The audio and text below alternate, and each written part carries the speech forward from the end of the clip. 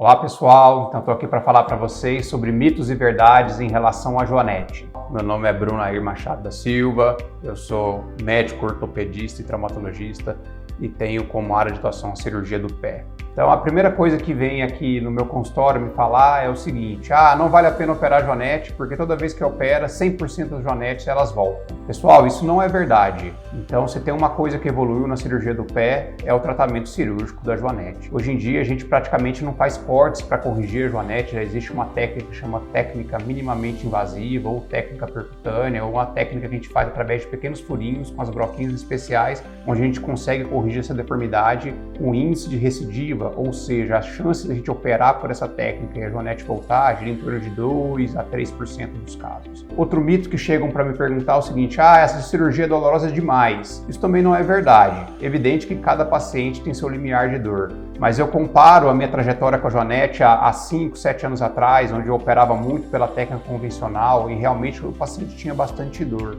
Mas hoje, com a técnica minimamente invasiva, a dor diminuiu bastante. Tem pacientes que saem do hospital já no outro dia andando praticamente sem dor. Esse mito da cirurgia ser dolorosa demais também caiu por terra, isso também não é verdade. Outra coisa que os pacientes vêm falando é: doutor, eu não vou operar porque eu vou ficar 60 dias sem pisar. Isso também não é verdade. Hoje, pela técnica minimamente invasiva, o paciente já sai andando no outro dia da cirurgia. A minha equipe proporciona para o paciente um calçado especial de solado rígido, que ele já consegue calçar e sair pisando de imediato após o tratamento cirúrgico.